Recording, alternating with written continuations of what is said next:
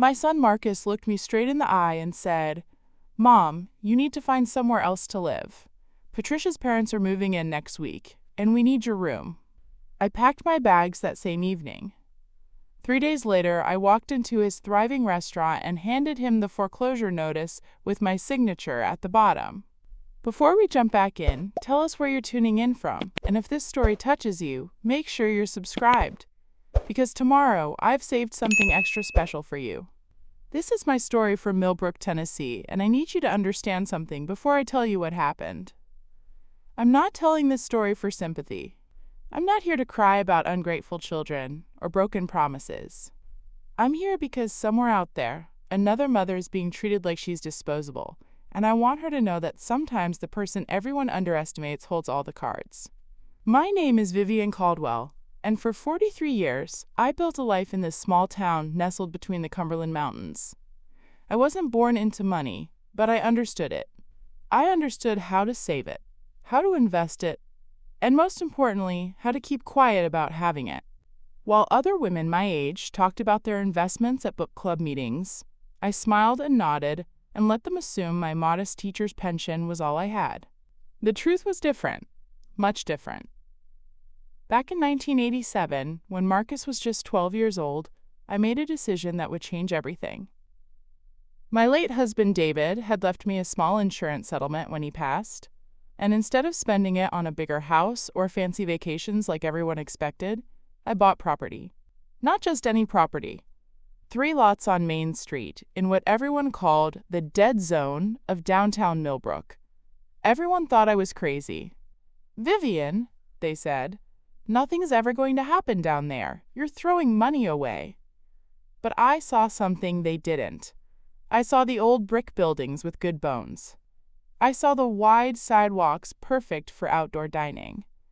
I saw the potential for what downtown Millbrook could become, so I bought those lots, and then I waited. For 36 years, I waited. During those years, I worked as a 4th-grade teacher at Millbrook Elementary. I lived simply in my small house on Elm Street, drove the same Honda Civic for 15 years, and raised Marcus as a single mother. I clipped coupons, shopped sales, and wore the same 3 dresses to church for a decade. Everyone in town knew me as Vivian the teacher, sweet, dependable, and definitely not wealthy. Marcus never knew about the properties. Why would he? He was busy being a teenager, then a college student, then a young man trying to find his way. After high school, he went to culinary school in Nashville, graduated with honors, and came back to Millbrook with dreams of opening his own restaurant. "Mom," he said to me one evening in 2019, "I found the perfect location. It's on Main Street, right in the heart of downtown. The landlord is some local investor, but the rent is reasonable, and the space is exactly what I need." I smiled and asked where on Main Street. "413 Main," he said. "It's got these beautiful exposed brick walls and huge windows. The landlord even said she'd help with renovations to make it perfect for a restaurant." 413 Main Street, the middle property of my 3 lots. I nodded and told him it sounded wonderful, then excused myself to call my property manager. Within a week, Marcus had signed a lease for his dream restaurant space. The rent was indeed reasonable. I made sure of that.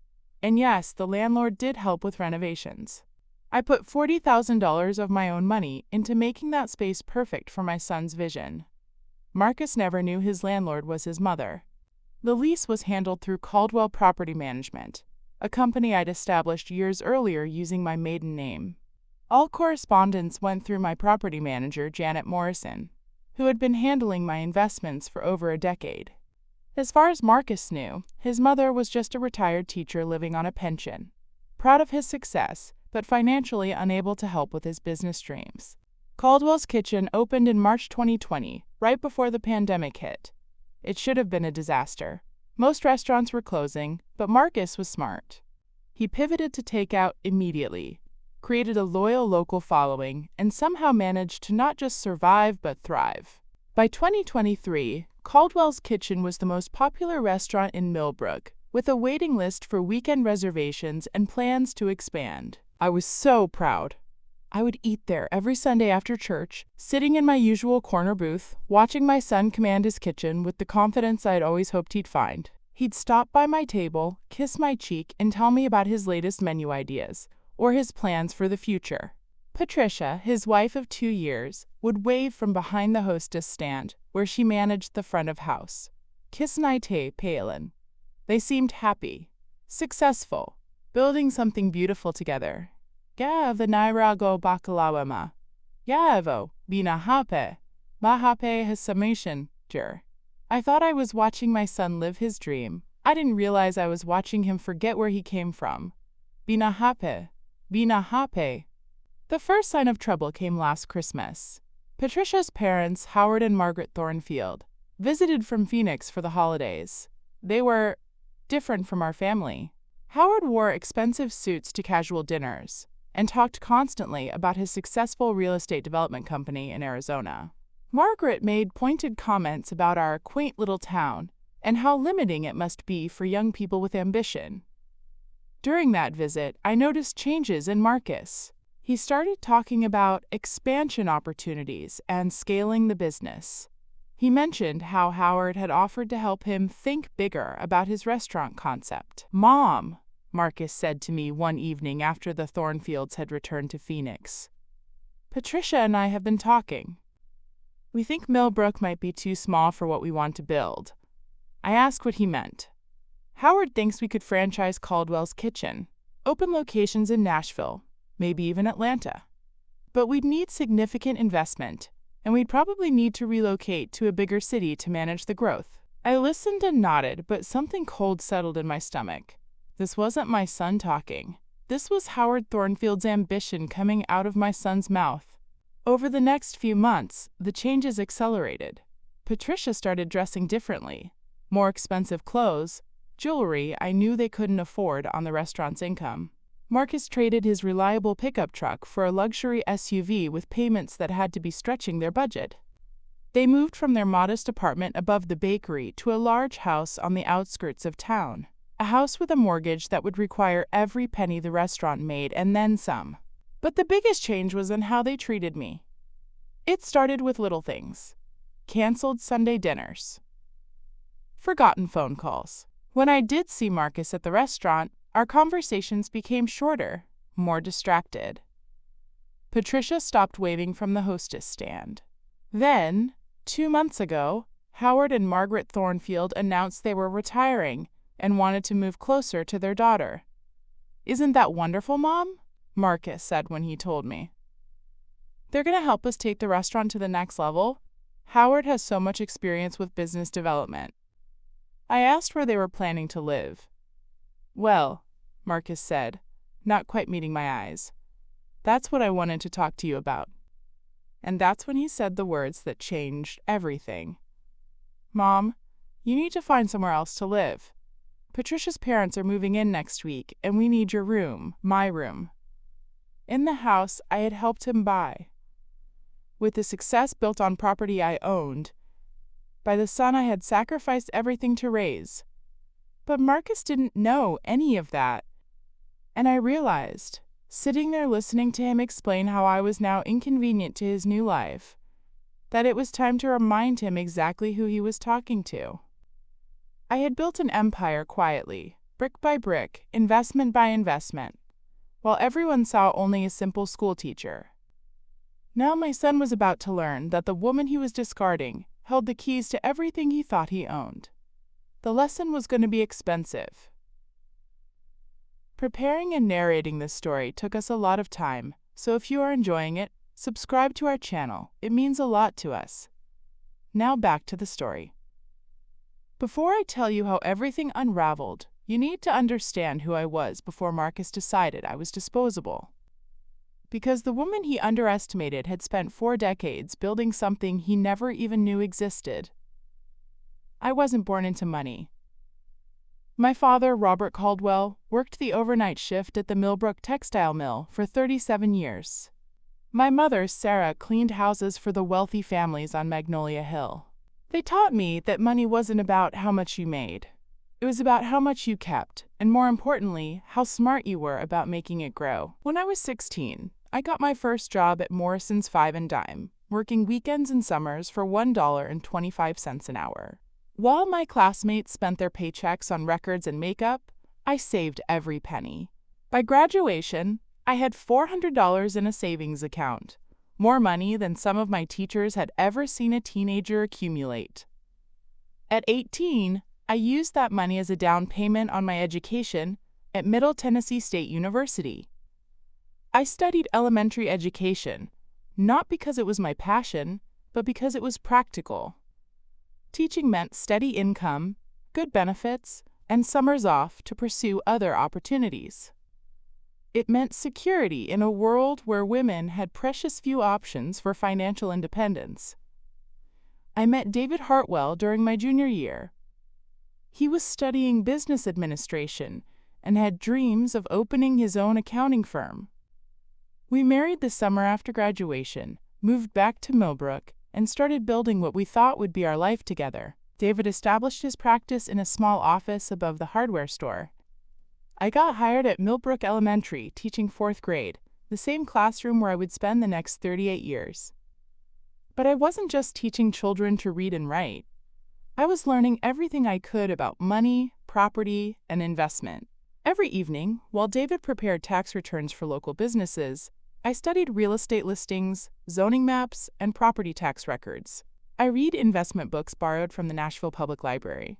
I tracked property values, development patterns, and economic trends in our little town. David thought my interest was amusing. "Vivian's playing real estate mogul," he'd tell his clients with a laugh. "She knows more about property values in this town than the bank president." He had no idea how right he was. In 1981, when Marcus was 6 years old, I made my first real investment.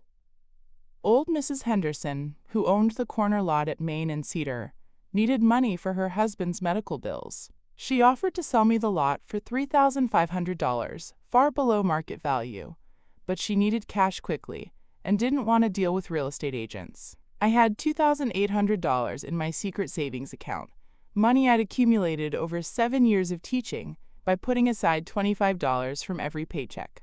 David knew about my PIN money account, but assumed it held maybe a few $100s for household emergencies. I convinced him to co-sign a small loan for the remaining $700, telling him it was a solid investment for our future. "Property never goes out of style," I said.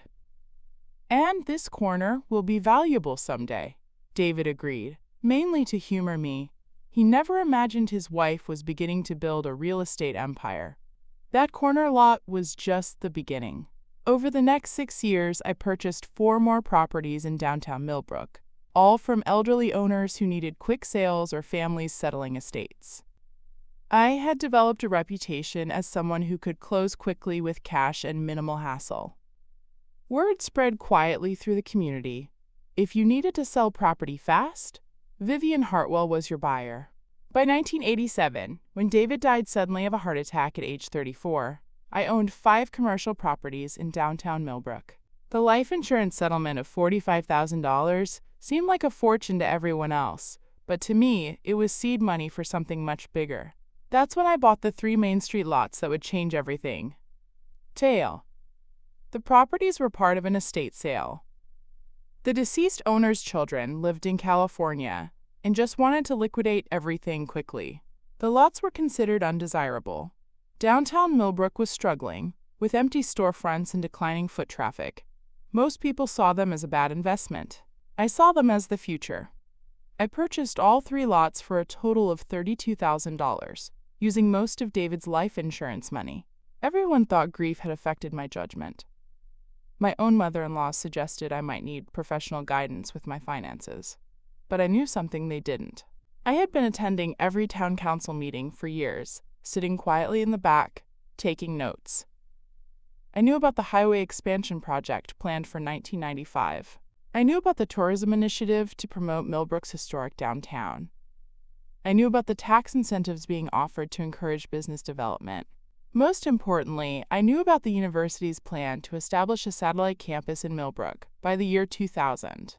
Information that wasn't secret but wasn't widely publicized either. Information that would make downtown property incredibly valuable within a decade.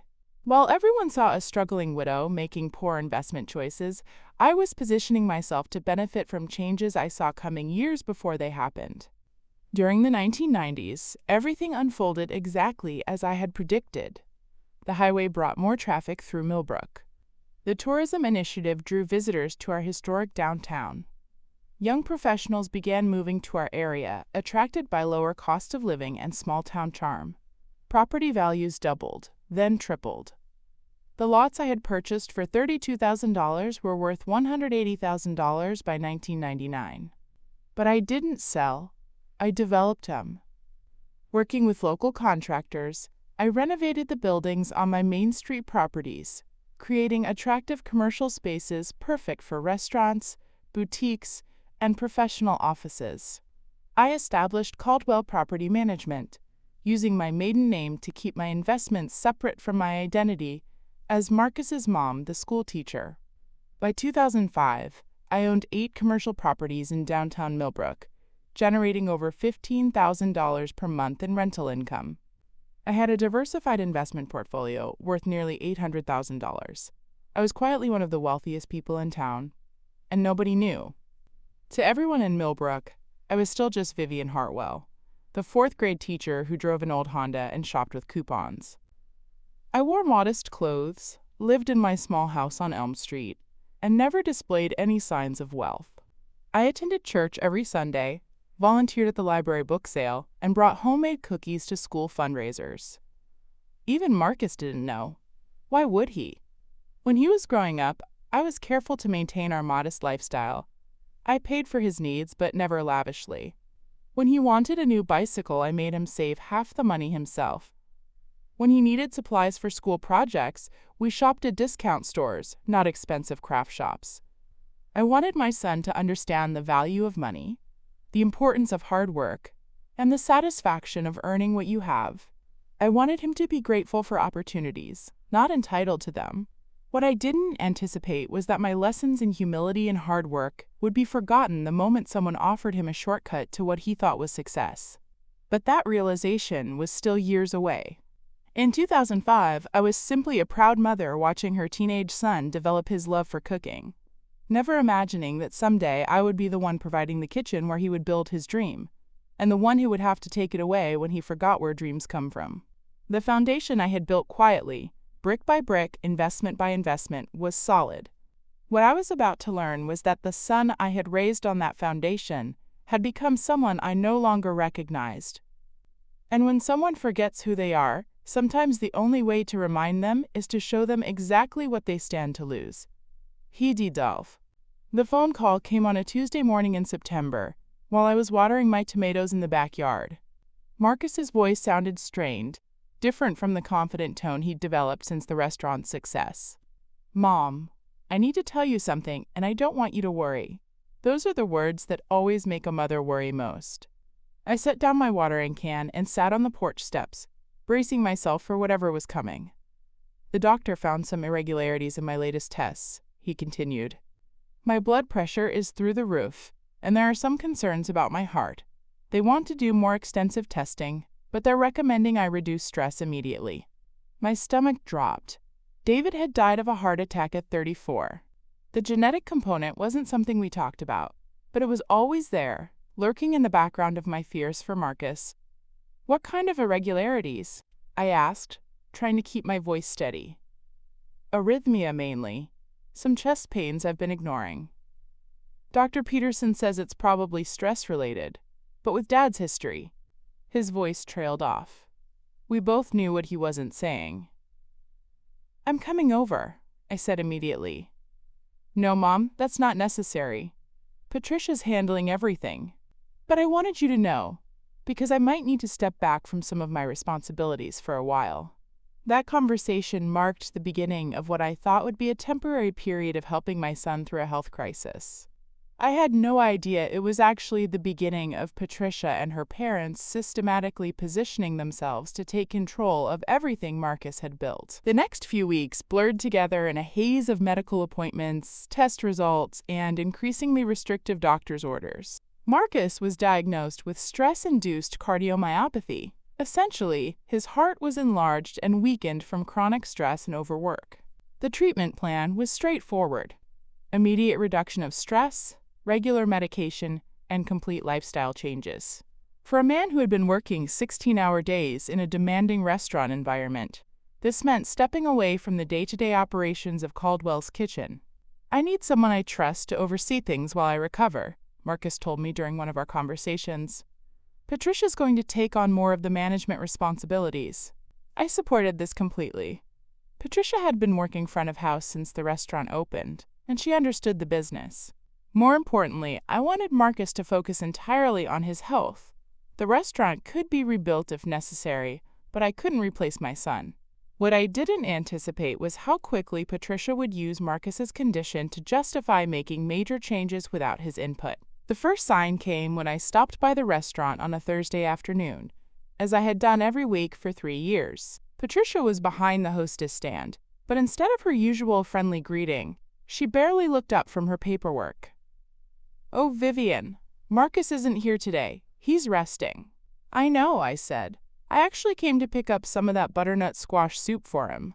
He mentioned it helps settle his stomach when he's stressed." Patricia's expression tightened. "We're not doing takeout orders for family anymore. It creates complications with inventory and accounting." I stared at her. In 3 years, I had never been charged for the occasional meal I took home for Marcus. It was a family courtesy that cost the restaurant maybe $50 a month. "I'm happy to pay," I said carefully. "It's not about payment. It's about establishing proper business boundaries. Howard says successful restaurants need clear policies about personal versus business expenses." Howard, Patricia's father, who had been in town for less than a month and was already dictating restaurant policy. Ma says. I bought the soup and left, but something cold settled in my chest. This wasn't about inventory control. This was about establishing that I was no longer considered family when it came to the business. Over the next few weeks, the changes accelerated. The Sunday dinner tradition that Marcus and I had maintained for years was canceled because Marcus needs consistent rest schedules. My weekly visits to the restaurant became increasingly awkward, with Patricia treating me like any other customer rather than the owner's mother. But the most concerning change was in Marcus himself. When I did see him, he seemed distant, distracted. Our conversations became shorter and more superficial. When I asked about the restaurant, he would say, "Patricia's handling everything," and change the subject.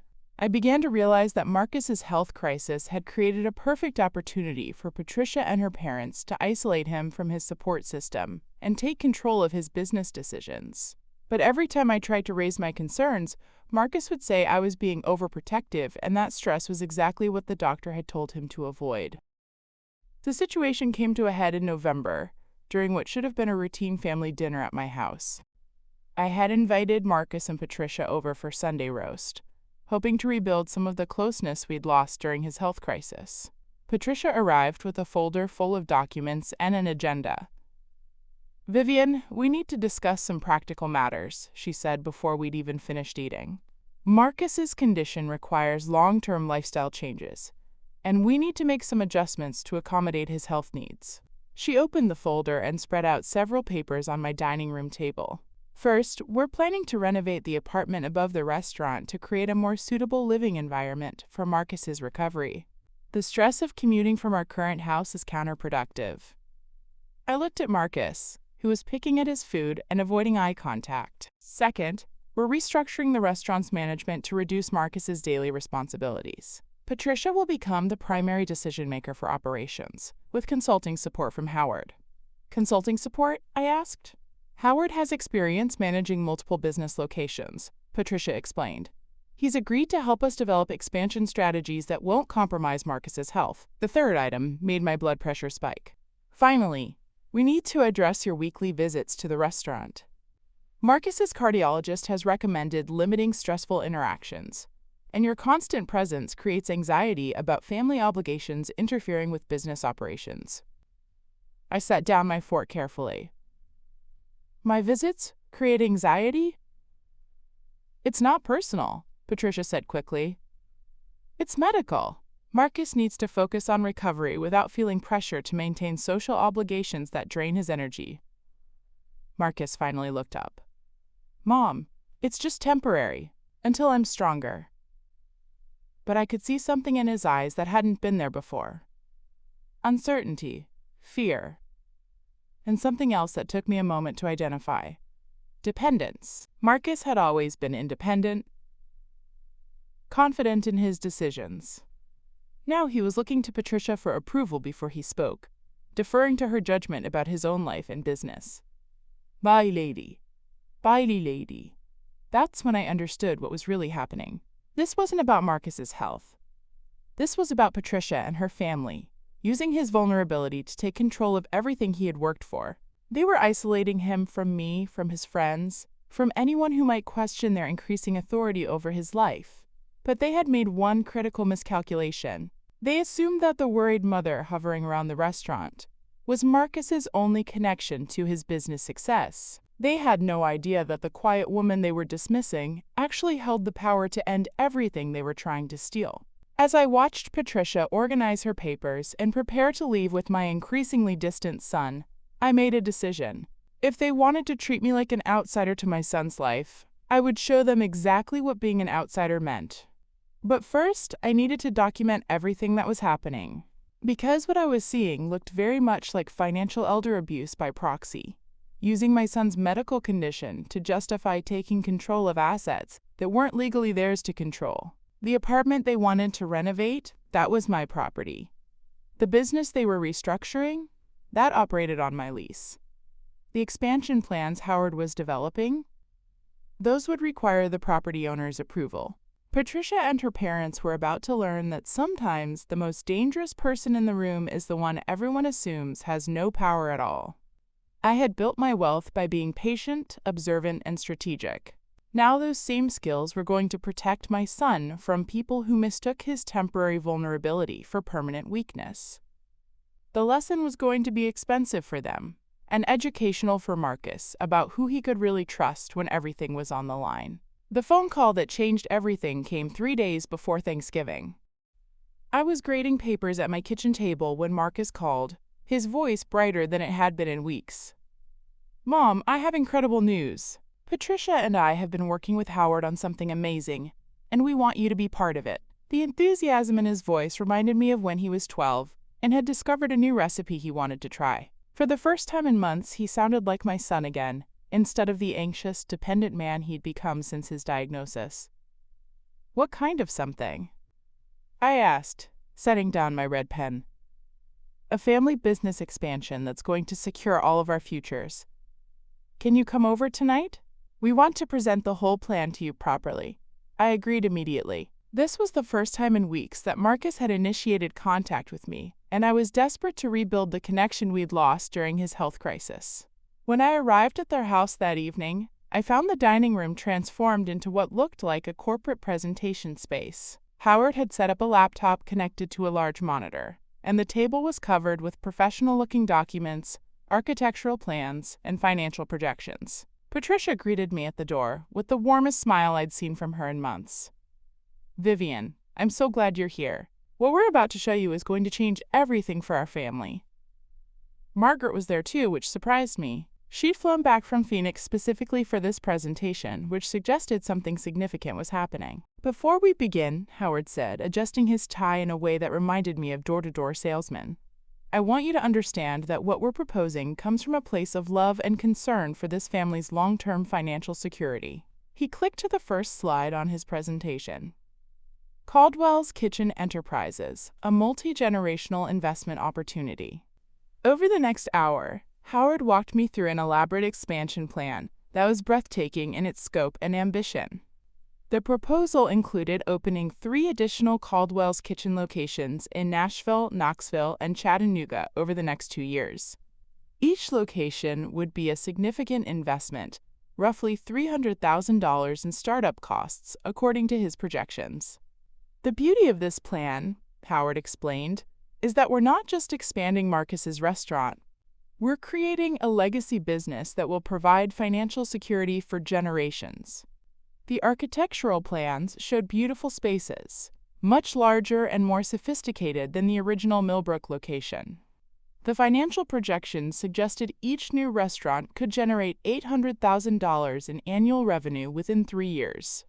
But here's the most exciting part, Patricia said, taking over the presentation. We want you to be our partner in this venture, Mom. The word partner hung in the air.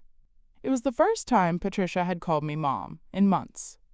Marcus leaned forward, his eyes bright with excitement. We know you've always been careful with money, and we know you have some savings from your teaching career. We want to give you the opportunity to invest in something that will benefit all of us. Howard pulled out a detailed investment prospectus.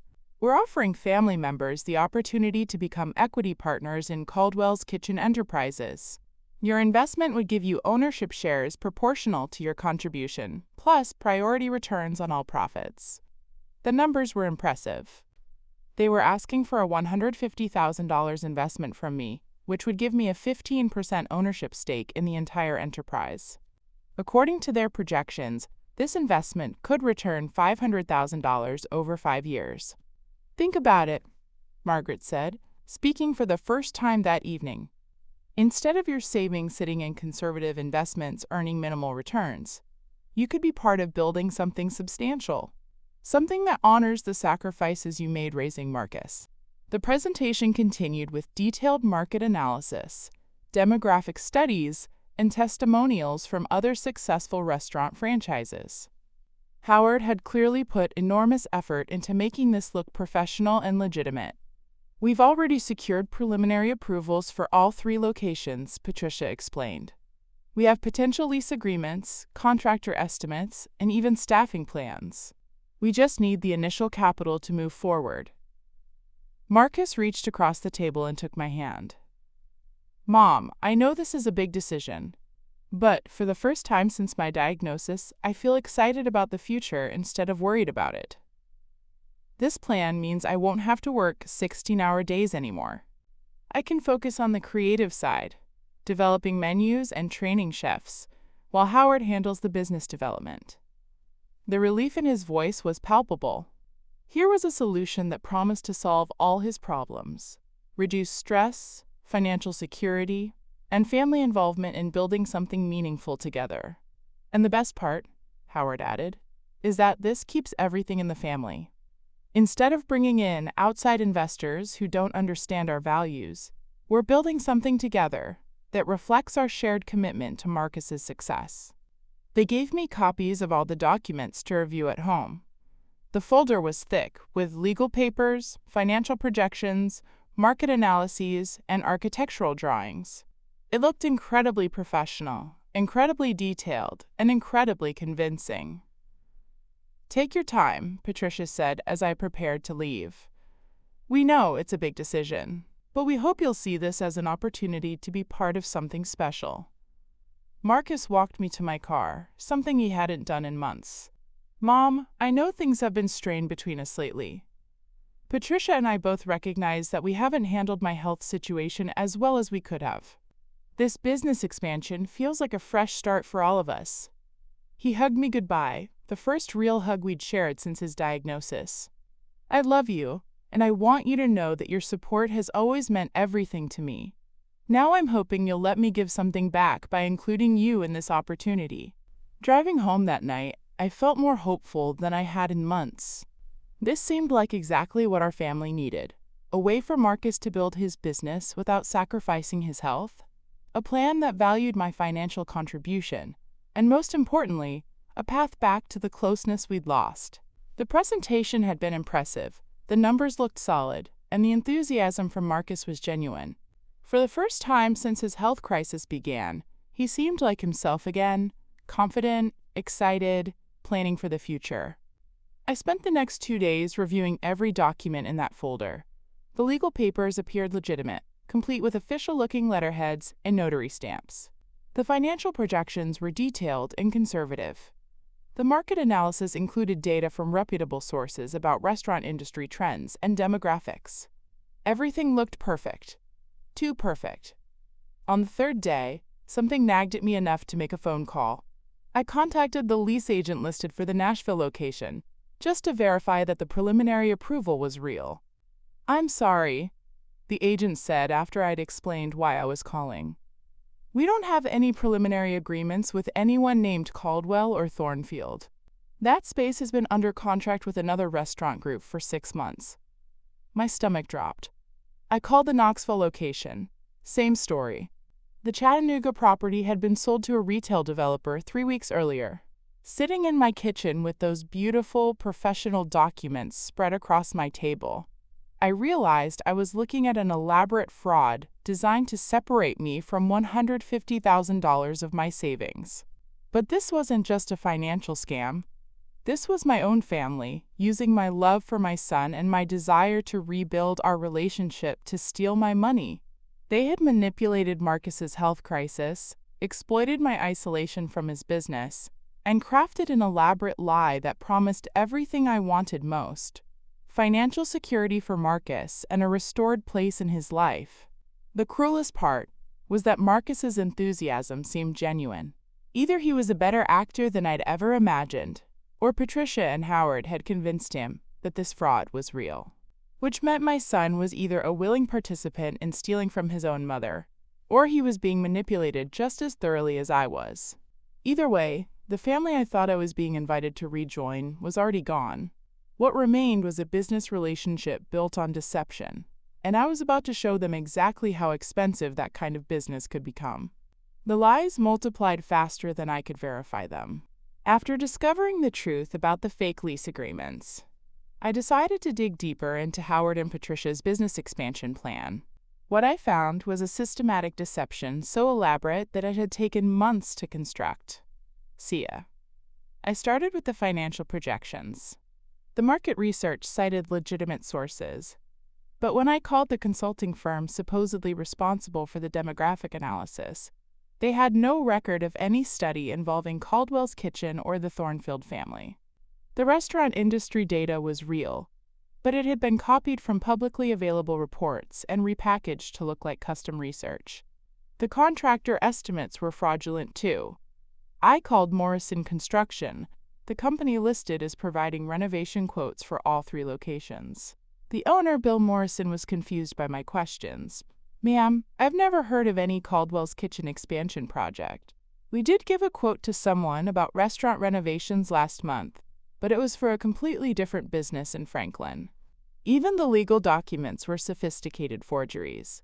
The letterheads looked authentic, but the law firm supposedly handling the incorporation paperwork didn't exist.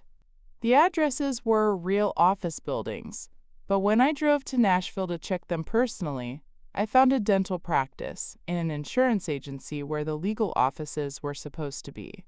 But the most chilling discovery came when I researched Howard's background. According to Patricia, her father was a successful real estate developer in Phoenix with decades of experience in business expansion. I paid for a professional background check through a service I'd used years earlier when screening tenants for my properties. Howard Thornfield had never owned a real estate development company. He had worked as a mid-level property manager for various apartment complexes in Phoenix, changing jobs every 18 months for the past 15 years. His most recent employment had ended 8 months earlier when he was terminated for, quote, irregularities in financial reporting. Margaret's background was equally fabricated. She wasn't retired from a successful career in hospitality management as Patricia had claimed. She had worked part-time at various hotel front desks and had been unemployed for the past 2 years. The Thornfields weren't wealthy retirees looking to help their daughter's family build a business empire. They were financially desperate people who had identified Marcus's restaurant as their ticket to stability. But here's what terrified me most. The plan was working. Over the next few weeks, I watched Patricia and Howard systematically take control of every aspect of Marcus's life and business. They convinced him to give Patricia power of attorney over his medical decisions, claiming it would reduce his stress about healthcare management. They persuaded him to add Patricia's name to the restaurant's business banking accounts so she could handle day-to-day financial operations while he focused on recovery. Most devastatingly, they convinced Marcus to sign preliminary paperwork that would restructure Caldwell's Kitchen as a limited liability company, with Patricia as the managing partner.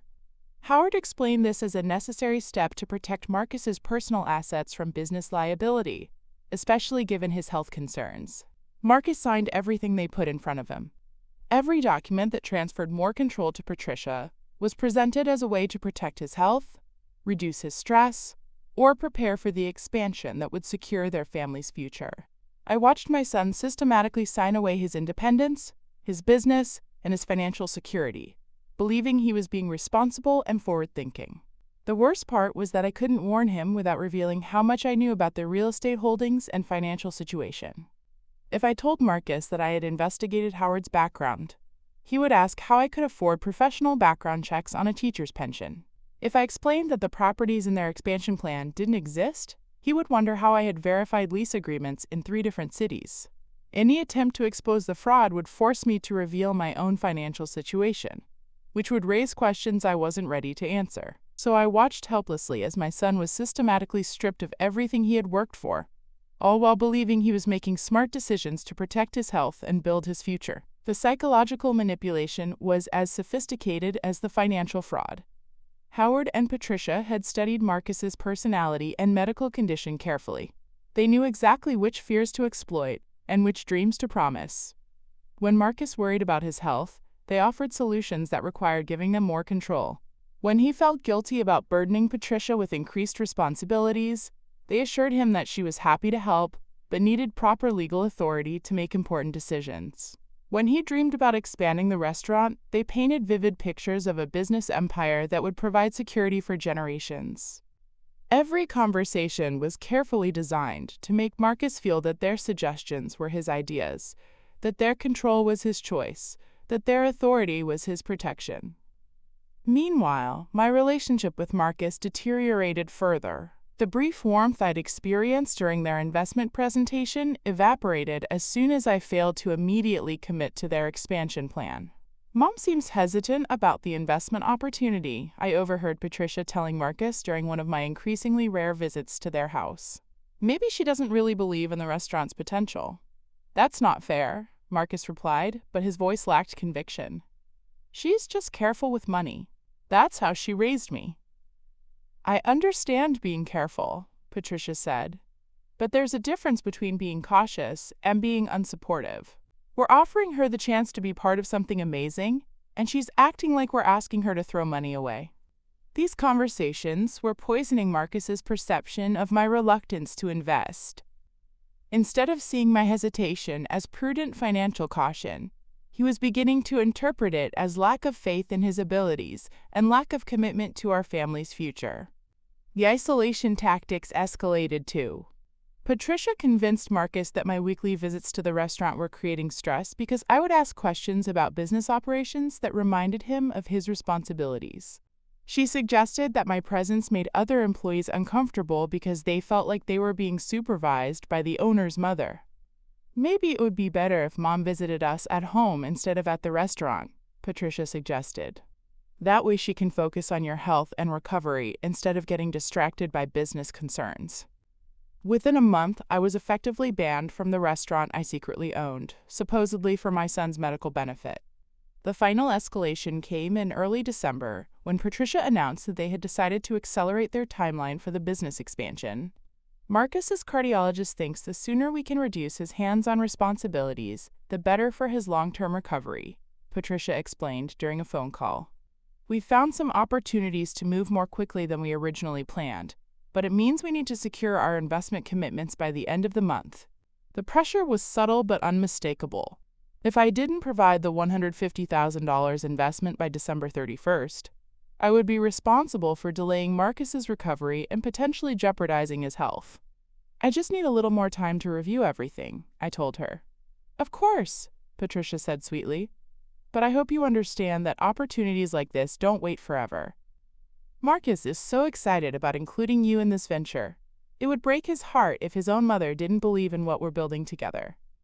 That night, I sat in my kitchen staring at those fraudulent documents and realized the truth about my situation. This wasn't just about money anymore. Patricia and Howard had created a scenario where refusing to be victimized would make me look like the villain. If I refused to invest, I was unsupportive of Marcus's dreams. If I exposed their fraud, I was undermining his recovery and destroying his relationships. If I remained silent, I was enabling them to steal everything he had worked for. They had engineered a perfect trap where every option made me the bad person in Marcus's eyes. Either I funded their theft with my own money, or I became the suspicious, interfering mother who was sabotaging her son's happiness and health. But what Howard and Patricia didn't understand was that they had made one critical error in their elaborate scheme. They assumed that a retired school teacher with limited resources would eventually cave to their pressure rather than risk losing her relationship with her son. They had no idea that the woman they were trying to manipulate had spent 40 years building the power to end their game with a single phone call. The lesson they were about to learn was expensive, permanent, and would be delivered with the same quiet precision I had used to build my empire, one devastating revelation at a time. What Patricia and Howard didn't know was that I had been documenting everything from the moment their investment opportunity felt wrong. 40 years of teaching had taught me that the truth always emerges eventually, but only if someone takes the time to preserve the evidence. I had learned this lesson the hard way in 1987 when a parent accused me of showing favoritism to certain students in my classroom. Without proper documentation of my grading methods and student interactions, it became my word against theirs. I vowed never to be defenseless against false accusations again. So when Howard's presentation triggered my instincts, I began keeping what I called my insurance file. Every conversation with Patricia was followed by detailed notes, documenting what was said, when, and who was present. Every document they gave me was photographed and cross-referenced. Every phone call was summarized immediately afterward, with timestamps and direct quotes when I could remember them. But my real advantage wasn't just documentation, it was access. What Marcus never knew was that when I established Caldwell Property Management in 1991, I had installed security systems in all my commercial properties. Not just basic alarm systems, but comprehensive surveillance that included audio recording in common areas. This wasn't for spying on tenants. It was for protecting my investments and having evidence in case of disputes over property damage, lease violations, or liability claims. The surveillance system at 413 Main Street, Marcus's restaurant, had been recording everything for 3 years. Every conversation Howard and Patricia had in the dining room after hours. Every meeting where they discussed their plans for taking control of the business. Every private moment when they thought they were alone and could speak freely about their real intentions. 3 days after Patricia's December deadline ultimatum, I spent an entire evening reviewing surveillance footage from the past 6 months. What I discovered was more damning than I had imagined. On November 15th, 2 weeks before their investment presentation to me, Howard and Patricia had held a meeting in the restaurant's private dining room with a man I didn't recognize. The conversation, clearly audible on my security system, revealed the true scope of their scheme. "The old lady has to have money tucked away somewhere," Howard was saying. 40 years of teaching, no mortgage, modest lifestyle, there's savings there. We just need to find the right pressure points. The stranger, who introduced himself as Patricia's cousin Derek, had experience in what he called elder financial recovery. He had helped other families access resources that elderly relatives were hoarding instead of using to help their children succeed. "The key," Derek explained, "is making it feel like their idea. You can't just ask for money. You have to make them beg to give it to you." Patricia laughed. "Marcus is so worried about his heart condition that he'll sign anything I put in front of him. And his mother is so desperate to be included in his life again that she'll do whatever we ask if it means being part of the family." "What about after you get the money?" Derek asked. "How do you handle the mother long term?" Howard's response made my blood run cold. "Once we have her investment and full control of the business, we won't need her anymore.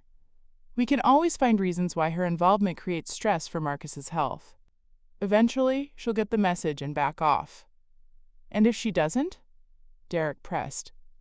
"Then we explore other options," Patricia said quietly. "There are ways to have elderly people declared incompetent if they become difficult to manage." They spent 2 hours planning every detail of how they would extract my money, gain control of Marcus's business, and then systematically eliminate my presence from his life. The investment fraud was just the beginning. They were planning to isolate Marcus completely and then position themselves as his sole caretakers and business partners. But the most devastating footage was from November 28th, the day after their investment presentation, to me. Marcus wasn't present for this conversation. Patricia and Howard were alone in the restaurant, celebrating what they assumed would be their successful manipulation of both Marcus and me. "I can't believe how easy this has been," Patricia said, counting money from the day's receipts. "Marcus actually believes that giving me power of attorney was his idea for protecting his health." "The business restructuring was brilliant," Howard replied. "Making Patricia the managing partner means she controls everything even if Marcus recovers completely." "He's not going to recover completely," Patricia said matter-of-factly. "I've been researching his medication. With a few adjustments to his dosage, we can keep him just sick enough to justify why he can't handle business decisions." Howard laughed. "And his mother thinks she's getting a partnership in a business expansion. She has no idea she's funding her own exclusion from Marcus's life. The best part is that even if she eventually figures out the expansion is fake, what can she do? Marcus will never believe that his loving wife has been manipulating his medication and stealing his business. We'll just tell him his mother is having some kind of breakdown." They had planned everything. Not just the financial theft, but the complete destruction of my relationship with my son, achieved through medical manipulation and psychological abuse. But as I watched that footage, I realized they had made one critical miscalculation. They assumed that Vivian Caldwell, the modest schoolteacher, had no resources beyond her pension and savings. They had no idea that Vivian Caldwell, the property owner, had been watching and recording their every move. The surveillance system that had captured their confessions was the same system I used to monitor all my commercial properties.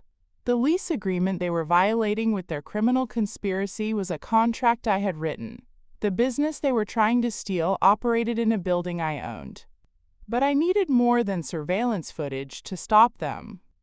I needed professional help from someone who understood both the legal and medical aspects of what they were doing to Marcus. That's when I remembered Dr. Elena Rodriguez, a former student of mine who had become a geriatric psychiatrist specializing in elder abuse cases. Elena had been one of my brightest fourth graders in 1994, a serious, observant child who always asked the most perceptive questions. I had followed her career through mutual friends and local newspaper articles. She had earned her medical degree from Vanderbilt, completed her residency in psychiatry, and then specialized in cases involving the financial and psychological abuse of elderly patients by family members. Elena was exactly the professional I needed to help me protect Marcus without revealing my financial situation. I called her office on a Friday afternoon, not sure if she would remember me or agree to meet. "Mrs. Hartwell?" Elena's voice was warm with recognition. "Of course I remember you. You're the teacher who taught me that asking the right questions was more important than knowing all the answers." I explained that I needed advice about a complex family situation involving potential elder abuse, though I was careful not to reveal that I was talking about my own situation. "Could you meet me for coffee tomorrow?" I asked. "I have some questions about how to identify and document financial manipulation of elderly family members." "I'd be happy to help," Elena said. "But can I ask why you're interested in this topic?" "I'm concerned about a friend whose adult children seem to be taking advantage of her trust," I said carefully. "I want to understand what warning signs to look for and what kind of evidence would be needed if the situation requires intervention." We arranged to meet at a coffee shop in Franklin, far enough from Millbrook that we wouldn't encounter anyone who knew me. That night, I prepared for the most important conversation of my life. I reviewed every piece of evidence I had collected, every surveillance recording, every forged document, every instance of manipulation I had witnessed. I also made copies of Marcus's actual lease agreement, the real ownership documents for 413 Main Street, and the corporate filings for Caldwell Property Management. Elena was going to help me understand the legal and medical framework for protecting my son. But more importantly, she was going to help me figure out how to expose Patricia and Howard's crimes without destroying Marcus's trust in his own judgment. Because what I had learned from 40 years of teaching was that the most important lessons are the ones students discover for themselves. I couldn't just tell Marcus the truth about his wife's betrayal. I had to create a situation where he would see it clearly enough to act on his own. The surveillance footage had given me the evidence I needed to stop their theft. Now I needed Elena to help me find a way to save my son's life, his business, and his future without losing him in the process. The meeting that would change everything was less than 12 hours away. The coffee shop meeting with Elena Rodriguez revealed truths that were even more horrifying than what I had captured on surveillance footage. As a geriatric psychiatrist who specialized in family-perpetrated elder abuse, Elena immediately recognized patterns in my friend's situation that I hadn't fully understood. "What you're describing isn't just financial fraud," Elena said, after I'd carefully outlined the situation without revealing it was my own family. "This is a comprehensive campaign of psychological warfare designed to systematically destroy an elderly person's autonomy, relationships, and mental health." Elena explained that the tactics Patricia and Howard were using followed a predictable playbook used by family members who target elderly relatives for financial exploitation. First, they isolate the victim from external support systems, friends, other family members, professional advisors. Then they create artificial dependencies that make the victim feel helpless and grateful for any assistance. Finally, they gradually take control of financial and medical decisions, while convincing the victim that these changes are necessary for their own protection. But what chilled me most was Elena's analysis of the medical manipulation I had discovered. Deliberately adjusting someone's cardiac medication to keep them in a weakened state is not just elder abuse. It's attempted murder, Elena said quietly. If your friend's son has a pre-existing heart condition and his wife is manipulating his medication, she could trigger a fatal cardiac event at any time. The weight of what Elena was telling me settled over me like ice water. Patricia wasn't just stealing Marcus's business and trying to defraud me of my savings. She was slowly poisoning my son, keeping him sick enough to control while risking his life every day. "How quickly can something like this be stopped?" I asked, trying to keep my voice steady. "With proper evidence, immediately. But the challenge is that victims of this type of abuse often resist intervention, even when presented with proof. The psychological manipulation is designed to make them distrust anyone who challenges their abuser's authority." Elena leaned forward. "Your friend needs to understand that her son's life is in immediate danger. Every day that woman has access to his medication is another day she could accidentally or intentionally trigger a cardiac crisis." I spent the rest of our meeting learning about legal interventions, medical documentation requirements, and the process for reporting elder abuse to authorities. Elena gave me contact information for specialists in financial crimes and medical abuse cases. But most importantly, she helped me understand that I couldn't save Marcus by revealing my property ownership alone. The surveillance footage showing Patricia planning to manipulate his medication was the evidence that would cut through the psychological manipulation and force him to see the truth about his wife. That evening, I called my property manager, Janet Morrison, and asked her to arrange an emergency meeting with my attorney, David Brennan. I also contacted Detective Sarah Walsh, who Elena had recommended as someone experienced in complex family fraud cases. The meeting was scheduled for Monday morning at David's office. For the first time in months, I felt like I had a clear path forward to protect my son. But on Sunday night, everything accelerated beyond what I had planned. I was at home reviewing surveillance footage when my phone rang at 11:30 p.m. The caller ID showed Marcus's number, but when I answered, it was Patricia's voice, panicked and breathless. "Vivian, you need to get to the hospital right away. Marcus collapsed at the restaurant tonight. They think he had another cardiac episode." My hands shook as I grabbed my keys and drove to Millbrook General Hospital. In the emergency room, I found Patricia in the waiting area, her face streaked with tears that looked genuinely terrified. "What happened?" I asked. "We were doing inventory after closing," Patricia said. "Marcus said he felt dizzy and then just collapsed. The paramedics said his heart rate was extremely irregular." Dr. Peterson, Marcus's cardiologist, emerged from the treatment area looking grim. "Mrs. Hartwell, we've stabilized Marcus, but I'm very concerned about what caused this episode. His medication levels are completely inconsistent with his prescribed dosage." "What does that mean?" I asked. It means someone has been giving him incorrect doses of his cardiac medication. Either he's been taking too much or too little, but the levels in his blood don't match what he should have, based on his prescription. Patricia immediately spoke up. Doctor, Marcus has been so stressed lately about some family business issues. Maybe he's been forgetting to take his pills or taking extra doses when he feels anxious. Dr. Peterson looked skeptical. The pattern we're seeing suggests systematic inconsistency over weeks or months, not occasional missed doses. I'm going to need to review his medication management very carefully. That's when I realized Patricia had made a critical mistake. In her panic over Marcus's collapse, she had brought him to the hospital with medication levels that would expose her manipulation.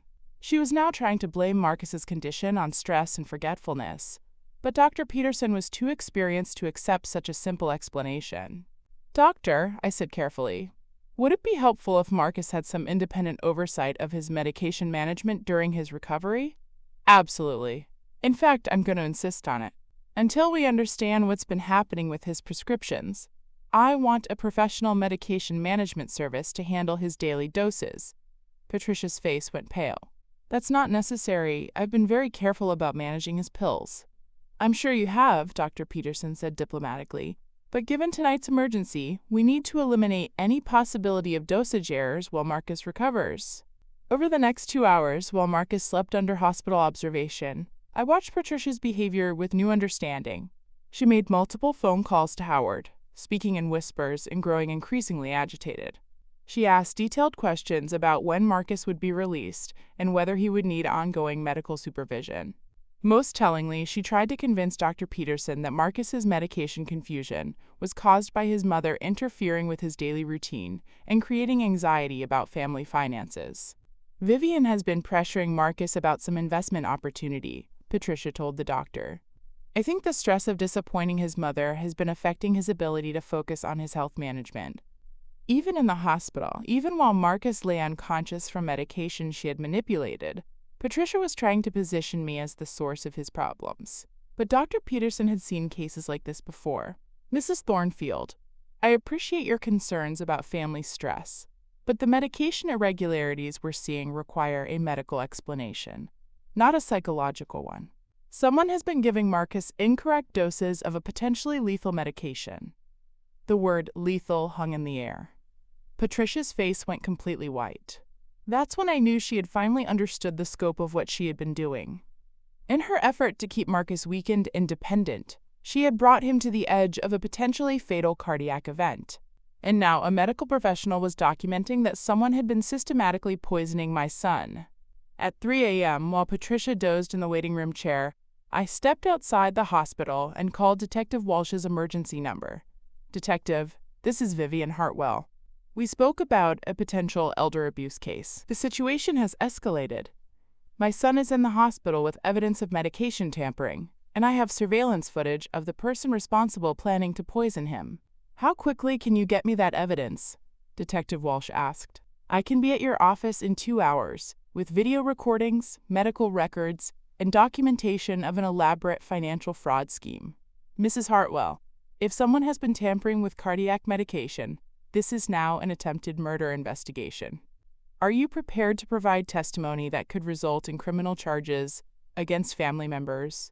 I looked through the hospital window at my unconscious son, hooked up to heart monitors because his wife had been slowly poisoning him while stealing his business. Detective, I've been prepared for this conversation for 40 years. The only question is whether you're ready to hear what I've been recording. The evidence that would destroy Patricia and Howard's scheme was sitting in my car, ready to be delivered to law enforcement. But more importantly, Marcus was now under medical supervision that would prevent any further medication tampering. The woman who had tried to kill my son while stealing his life's work was about to learn that some mothers keep very detailed records, and some teachers never forget how to present evidence that changes everything. At 6 a.m. on Monday morning, I sat in Detective Sarah Walsh's office with a banker's box full of evidence that would change everything. The box contained surveillance recordings, forged investment documents, Marcus's real lease agreement, my property ownership papers, medical records from the hospital, and 40 years of meticulous documentation habits. Detective Walsh was exactly what Elena had promised: sharp, experienced, and completely focused on the evidence rather than the family drama. Mrs. Hartwell, before we begin, I need to understand your legal standing in this situation. Are you the victim of the financial fraud, or are you reporting crimes against your son? Both, I said, placing the property ownership documents on her desk. They attempted to defraud me of $150,000 through fake investment opportunities, but more importantly, they've been systematically poisoning my son while stealing his business, a business that operates in a building I own. Detective Walsh studied the ownership papers with growing interest. You own the property where Caldwell's Kitchen operates? I own 3 commercial properties on Main Street, including 413 where Marcus's restaurant is located. I've been his landlord for 4 years, but he doesn't know that. The lease is handled through my property management company. So when Patricia gained control of the business operations, she was actually stealing a business that operates on your property, using your lease agreement, without your knowledge or consent? Exactly. And here's the surveillance footage that proves they planned the entire scheme. I handed Detective Walsh a USB drive containing the most damning recordings from November. She plugged it into her computer, and we listened together to Howard, Patricia, and Derek planning my financial exploitation and Marcus's medical manipulation. When the recording reached the part where Patricia discussed adjusting Marcus's medication to keep him just sick enough, Detective Walsh paused the playback. This is conspiracy to commit attempted murder, financial fraud, and elder abuse. We need to move quickly before they realize you're gathering evidence. Detective Walsh immediately contacted District Attorney Michael Chen, who specialized in complex financial crimes involving vulnerable adults. Within an hour, Chen was in Walsh's office reviewing the evidence I had provided. Mrs. Hartwell, this is one of the most comprehensive documentation packages I've seen in an elder abuse case, Chen said. Your surveillance recordings alone provide evidence for multiple felony charges, but I need to understand the timeline for intervention. I explained that Patricia still had power of attorney over Marcus's medical decisions and access to his business banking accounts. Howard was continuing to present himself as a business consultant with authority to make expansion decisions. Most critically, Marcus was scheduled to be released from the hospital that afternoon, returning to Patricia's care and access to his medications. We can't let him go home with her, Detective Walsh said firmly. Not with evidence that she's been tampering with cardiac medication. Chen agreed. We'll need to coordinate with Adult Protective Services and Marcus's cardiologist to ensure his safety while we build the criminal case. That's when I called Elena Rodriguez and asked her to join our meeting as a consulting expert on medical abuse cases. Elena arrived within 30 minutes and immediately validated our concerns after reviewing the hospital records. Based on the medication levels documented in Marcus's blood work, Patricia has been giving him approximately 150% of his prescribed dosage for weeks. With his heart condition, this level of medication could have triggered a fatal arrhythmia at any time. Can we prove intent? Chen asked. The surveillance recordings show clear premeditation, Elena replied. Patricia explicitly states her plan to keep Marcus just sick enough to justify her control over his decisions. That's not accidental overdosing. That's calculated poisoning. Chen made a decision that surprised me with its speed and scope. We're going to execute a coordinated intervention today. Detective Walsh will obtain warrants for Patricia's arrest on charges of attempted murder, financial fraud, and elder abuse. Adult Protective Services will secure Marcus's safety through emergency medical supervision. And, Mrs. Hartwell, we'll need you to work with your attorney to immediately revoke any business authorities that Patricia has gained through fraudulent means. But Chen had one more surprise for me. Mrs. Hartwell, given the sophistication of this fraud and the interstate elements involving Howard's background, I'm recommending that we coordinate with federal authorities. The FBI has a specialized unit that handles financial crimes targeting elderly victims. Within 2 hours, I found myself in a conference room with Detective Walsh, District Attorney Chen, FBI Special Agent Catherine Morrison, Adult Protective Services Supervisor Rebecca Torres, and my own attorney David Brennan. Agent Morrison had reviewed the evidence package and was particularly interested in Derek, Patricia's cousin, who had helped plan the fraud scheme. Derek Thornfield has been on our radar for similar schemes in 3 other states, Agent Morrison explained. He targets families with elderly members who have accumulated wealth then helps younger relatives develop sophisticated extraction plans. Your case provides the first recordings of him actually planning these crimes. The operation they designed was comprehensive and surgical. Patricia would be arrested at the hospital when she returned for Marcus's discharge. Howard would be taken into custody at their home, where FBI agents would simultaneously execute search warrants for evidence of interstate fraud. Derek would be arrested in Nashville, where he was apparently meeting with another family about a similar investment opportunity. But the most important part of the plan involved protecting Marcus during his recovery and helping him understand what had been done to him. Dr. Peterson agreed to extend Marcus's hospital stay for, quote, medication stabilization, while Adult Protective Services arranged for independent medical supervision. Elena would be available to provide psychological support as Marcus learned the truth about Patricia's manipulation. Mrs. Hartwell, Rebecca Torres from APS said, "We need to discuss how you want to handle revealing your property ownership to Marcus.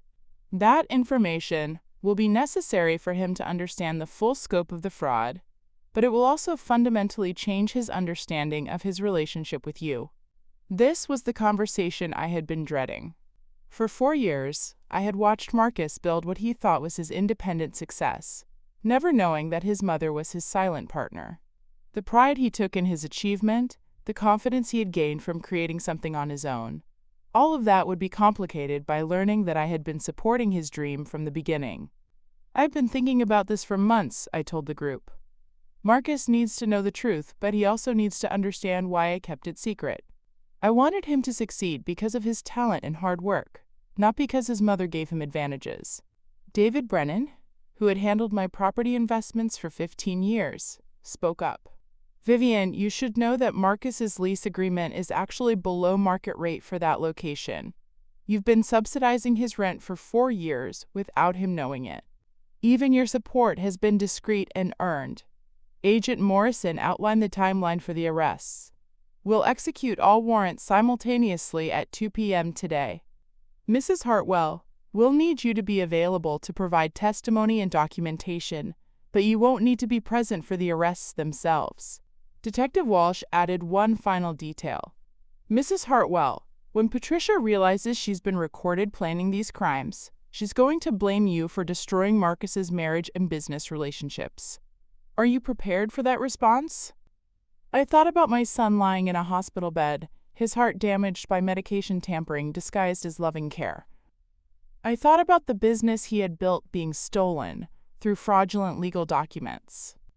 I thought about the $150,000 Patricia had tried to extract from me to fund their escape plan. Detective, I've spent 40 years teaching children that actions have consequences. Patricia and Howard are about to get the most expensive education of their lives. The coordinated operation would begin in 8 hours. By the end of the day, the people who had tried to kill my son while stealing his life's work would be in custody, and Marcus would begin learning the truth about who he could really trust. But first, I had one more call to make. Janet Morrison, my property manager, needed to prepare new lease documents that would transfer 413 Main Street directly to Marcus's ownership, ending the charade that had protected him for 4 years while nearly destroying him. It was time for my son to learn that sometimes the most powerful person in your life is the one who's been quietly protecting you all along. The arrests began at exactly 2 p.m., as coordinated as a military operation. I wasn't present for Patricia's arrest at the hospital, but Detective Walsh called me with updates every 30 minutes as the operation unfolded across 3 locations. At Millbrook General Hospital, Patricia was taken into custody as she arrived for Marcus's scheduled discharge. According to Detective Walsh, she had brought a bag of Marcus's daily medications that would be critical evidence in the attempted murder charges. She actually brought the tampered pills with her, Detective Walsh told me over the phone. When we tested the contents, they contained nearly double the prescribed dosage of his cardiac medication. She was planning to continue poisoning him at home. Simultaneously, FBI agents executed search warrants at Patricia and Marcus's house, where Howard was arrested while destroying documents in their backyard fire pit. Agent Morrison reported that they recovered partially burned papers that appeared to be additional fraudulent investment schemes targeting other families. Your case has blown open an entire criminal network, Agent Morrison told me later.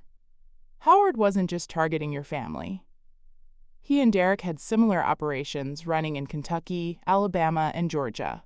The most satisfying arrest was Derek's apprehension in Nashville, where he was meeting with another family about an investment opportunity involving their elderly father's retirement savings. FBI agents allowed him to complete his fraudulent presentation before arresting him with the evidence of attempted fraud in progress. But while law enforcement handled the criminal aspects, I had my own strategic response to execute. Working with David Brennan, I spent the afternoon preparing a comprehensive legal package that would undo every fraudulent document Patricia and Howard had convinced Marcus to sign. The power of attorney Patricia held was revoked immediately through emergency court orders. Her access to Marcus's business banking accounts was terminated with new signature requirements. The business restructuring that would have made her managing partner was declared null and void due to fraudulent inducement. Most importantly, we prepared new ownership documents that would transfer 413 Main Street directly to Marcus, ending the lease arrangement that had disguised my support for his business. "Vivian," David said as we finalized the property transfer, "are you sure you want to give Marcus the building outright? The property is worth over $400,000 now.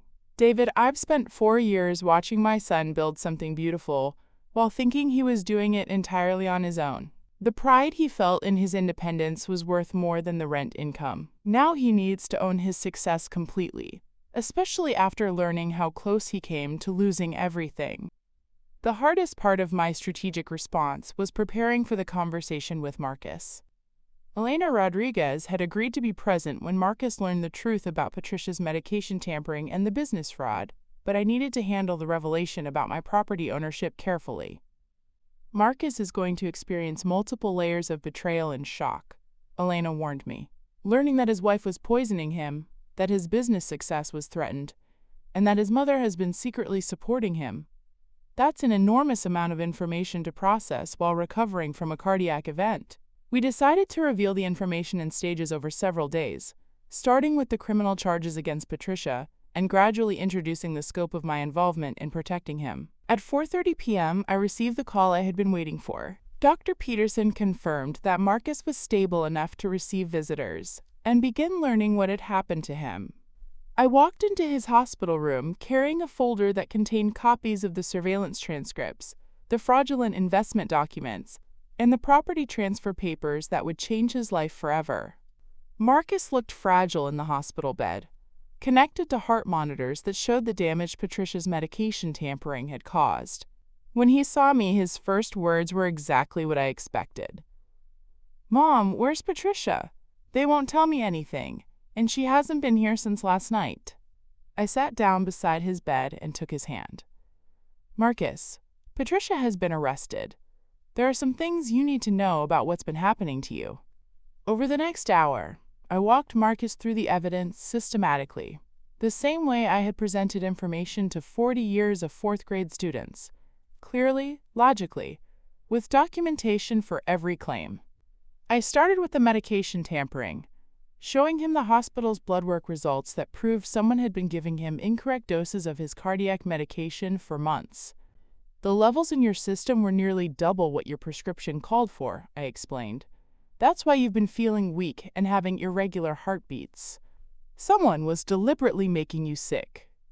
Marcus's face went through a range of emotions: confusion, disbelief, then growing horror as the implications became clear. "Mom, are you saying Patricia was poisoning me?" "I'm saying the evidence shows someone with access to your medications was giving you doses that could have triggered a fatal cardiac event," I said carefully. "The police have recordings of conversations where Patricia discussed keeping you just sick enough to justify making medical and business decisions for you." I played selected portions of the surveillance recordings, watching Marcus's expression change from disbelief to devastation as he heard his wife's voice planning his medical manipulation. The business fraud was easier for Marcus to understand once he grasped the scope of Patricia's deception. The fake investment documents, the non-existent properties, The plan to steal $150,000 from me. It all fit the pattern of systematic exploitation he was beginning to recognize. But when I reached the property ownership revelation, Marcus's response surprised me. "Mom, I need to ask you something, and I need you to tell me the truth. Did you know about Patricia and Howard's plans before they approached you with the investment opportunity?" "No," I said honestly. I suspected something was wrong when their presentation felt too polished, but I didn't know the full scope until I started investigating. But you've been investigating for months, haven't you? You didn't just stumble onto evidence. You went looking for it. I realized that Marcus was sharper than Patricia had given him credit for. Even weakened by medication tampering, he was putting together the timeline and recognizing that I had resources and capabilities they had underestimated. "Marcus, there are some things about my financial situation that I've never told you. Things that gave me the ability to investigate and document what was happening to you." That's when I showed him the property ownership documents for 413 Main Street. Marcus stared at the papers for a long time before speaking. "You own my restaurant building. I've owned it for 4 years. Your lease has been with Caldwell Property Management, which is my company. You've been paying rent to me without knowing it. Why didn't you tell me?" "Because I wanted you to succeed because of your talent and hard work, not because your mother gave you advantages. The rent you've been paying has been below market rate, but you've earned every bit of your success through your own efforts." Marcus was quiet for several minutes, processing the revelation that his independent success had been quietly supported by his mother all along. "So when Patricia was planning to steal my business, she was actually planning to steal your property? She was planning to steal your life's work, which happened to be built on my property. But Marcus, that's not the most important thing right now." I handed him the property transfer documents David Brennan had prepared. "What's this?" "It's a deed transferring 413 Main Street to your ownership, effective immediately. No lease, no rent, no hidden support. The building is yours, free and clear." Marcus looked at the deed with tears in his eyes. "Mom, I can't accept this. It's worth hundreds of thousands of dollars." "Marcus, you've spent 4 years building something beautiful while I watched with pride, knowing you thought you were doing it entirely on your own. That pride was worth more to me than any property value. Now you need to own your success completely, especially after learning how close you came to losing everything." The strategic response that had taken months to plan was complete. Patricia and Howard were in custody. Their criminal network was being dismantled by federal authorities, and Marcus was beginning to understand both the scope of their betrayal and the depth of my protection. But the most important part of my strategy was yet to come. Helping my son rebuild his life, his business, and his trust in family relationships after learning that the person he thought loved him most had been systematically trying to destroy him.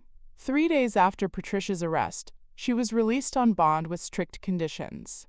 No contact with Marcus, no access to any property related to Caldwell's kitchen, and electronic monitoring to ensure she stayed away from both Marcus and me. Her first action upon release was exactly what I had expected.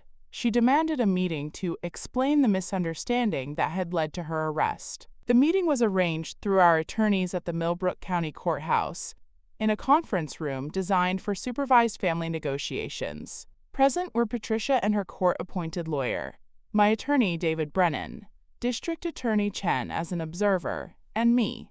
What Patricia didn't know was that I had been recording everything for months, and I was about to play back her own words in a way that would end any possibility of denial or manipulation. Patricia entered the room looking smaller than I remembered, but her eyes held the same calculating intelligence that had nearly destroyed my son. She was dressed conservatively, probably her lawyer's advice, and carried a folder thick with what I assumed were character references and explanations for her behavior. "Mrs. Hartwell," Patricia began before anyone else could speak, "I think there's been a terrible misunderstanding about my relationship with Marcus and my handling of his medical care." Her lawyer, Thomas Bradley, immediately cut her off. "Patricia, let me handle this conversation." But Patricia wasn't listening to legal advice. The same arrogance that had led her to believe she could manipulate Marcus and steal from me was driving her to try one more time to control the narrative. "Vivian, you have to understand that everything I did was to protect Marcus's health and secure our family's future. Yes, I may have made some mistakes with his medication dosages, but I was trying to help him manage his stress levels. I placed the surveillance transcripts on the table between us. Patricia, would you like to review what you actually said about Marcus's medication management? David Brennan opened the first transcript to the November 28th recording, where Patricia had discussed keeping Marcus just sick enough to maintain control over his decisions. Patricia's face went pale as she read her own words, but she wasn't finished trying to manipulate the situation. Those recordings were taken without my knowledge or consent, she said. I was speaking hypothetically, trying to work through complex medical decisions. Anyone who listens to them out of context would misunderstand my intentions. Patricia, I said calmly, you were recorded planning to give my son incorrect doses of cardiac medication that could have killed him. You were recorded planning to steal $150,000 from me through fraudulent investment documents. You were recorded discussing how to have me declared incompetent if I interfered with your plans. I pulled out the hospital records, showing Marcus's blood work from the night of his collapse. This isn't hypothetical conversation. This is medical evidence that someone was systematically poisoning my son. Patricia's lawyer was frantically trying to signal her to stop talking, but she had spent months believing she was the smartest person in the room, and that arrogance was destroying her now. You don't understand the pressure I was under, Patricia said, her voice rising. Howard and Derek convinced me that we needed to act quickly to secure Marcus's business before his health problems made expansion impossible. So you decided to make his health problems worse? I asked. I was trying to buy time. Marcus was so stressed about the restaurant that his condition was deteriorating anyway. I thought if I could manage his medication carefully, keep him stable while we arranged the business expansion, we could solve all our financial problems at once. District Attorney Chen leaned forward. Miss Thornfield, are you saying you deliberately altered your husband's prescription medication? Patricia realized she had just confessed to attempted murder in front of a prosecutor, but she was too deep into her justification to stop. It wasn't deliberate poisoning, she said desperately. I was trying to manage his anxiety levels so he could focus on recovery instead of worrying about business decisions. By giving him doses that nearly triggered a fatal cardiac event? Chen asked. The dosage mistakes were errors in judgment, not malicious intent, Patricia insisted. I opened the surveillance transcript to Derek's conversation about elder financial recovery and Patricia's plan to eventually have me declared incompetent. Patricia, what about your plan to steal my savings through fake investment documents? Was that also an error in judgment? Her composure finally cracked completely. You have no idea what kind of pressure we were under. Howard lost his job 8 months ago. We had credit card debt, medical bills, a mortgage we couldn't afford. When Derek showed us how other families had successfully accessed elderly relatives' savings for legitimate business investments, it seemed like a solution that would help everyone. By lying to me about non-existent properties and forged legal documents, the investment opportunity was real in principle, Patricia said, grasping for any justification. We were going to expand Caldwell's kitchen eventually. We just needed to secure funding first, and traditional bank loans weren't available because of Marcus's health situation. So you decided to steal from his mother instead? It wasn't stealing. We were offering you a legitimate partnership in a business expansion that would have benefited all of us. I placed the final piece of evidence on the table, the property ownership documents for 413 Main Street. Patricia, did you know that I own the building where Marcus's restaurant operates? Her expression shifted from defensive anger to complete confusion. What are you talking about? I've owned 413 Main Street for 4 years. Marcus has been paying rent to my property management company since he opened Caldwell's Kitchen. When you plan to steal his business, you are actually planning to steal a business that operates on my property. Patricia stared at the ownership documents as the full scope of her miscalculation became clear. You knew, she whispered. When we approached you with the investment opportunity, you already knew we were trying to steal from you. I suspected fraud when your presentation was too polished and your timeline was too urgent. I confirmed fraud when I discovered that none of the properties in your expansion plan actually existed. But Patricia, I didn't need to investigate to know you were stealing from Marcus. I could see it happening every day on my own security cameras. Security cameras? David Brennan placed a USB drive on the table.